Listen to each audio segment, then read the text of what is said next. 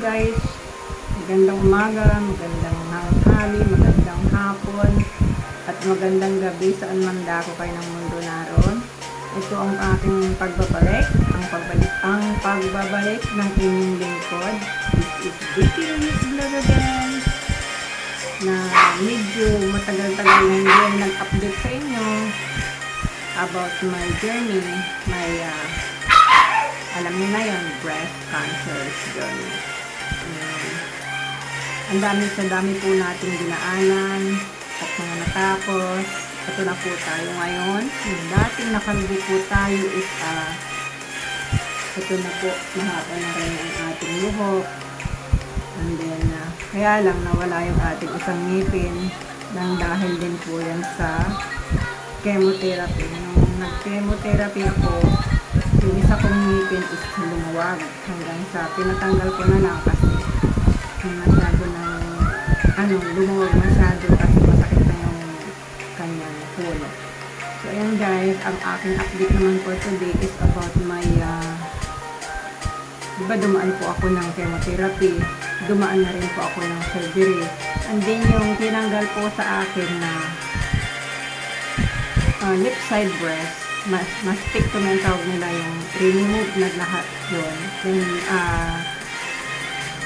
Then, biopsy yun. Yung biopsy, ang sabi ng doctor is after 1 month, malalaman na yung result. Lalabas na yung result. Pero hindi rin guys, dahil umabot din siya ng 3 months. So, matagal akong nag-antay. 3 months. So, nung isang araw, nakuha ko na yung result. At last, thanks God. And then, ito naman ang good news. Ang sabi ng doktor, nung nabasa niya yung result, is good naman yung result niya. Natanggal naman lahat ng may margin. And then, yung ulo at mga ugat is natanggal daw. And then, ang sunod naman na step natin gagawin is kailangan akong bumalik sa oncology para malaman kung ano yung susunod na gagawin. Maybe sure daw yan is radiotherapy. Gawa ng although natanggal na raw yung yung root at saka yung pinaka-head niya, yung ulo is natanggal naman lahat. But kailangan para ma-sure na mawala lahat is radiation para once na mayroon daw naiwan na seeds is kailangan masunod, papatayin po yun ng radiation. Kaya yan ang update ko sa inyo na about my treatment till surgery is sunod radiation. Ayan guys, sunod ko na lang kayo na update with my another step, radiation, kung ano aking maramdaman, and then kung ilan talaga ang magiging gagawin na count ng radiation. So yun guys, thank you for watching. This is Vicky Ruiz Vlog again. Update ko na lang po kayo for my another step. So you guys, bye bye. See you next time. God bless.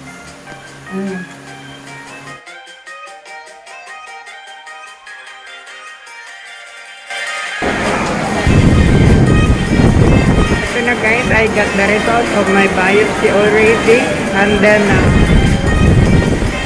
good news dahil wala na talaga yung kwan, pero for sure daw sabi ng doktor is need pa tayong magpa-radiotherapy para sure na kung may naiwan man, syempre natanggal na yung ugat, natanggal na yung ulo, sabi.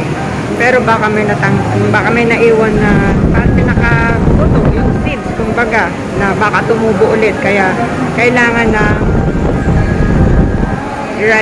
radiotherapy.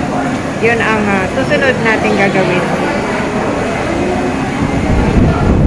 Na therapy. So, sa Martes, pupunta ako na oncology para malaman kung ano talaga kung radiotherapy is kailan. So, ayan guys.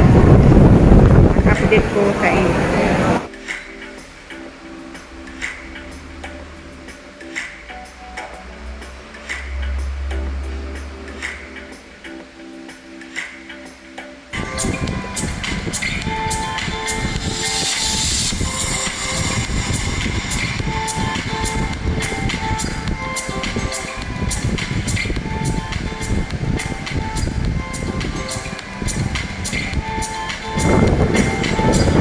Sa Region 1 Hospital sa may OPD, Outpatient Department. So, yun ang labas.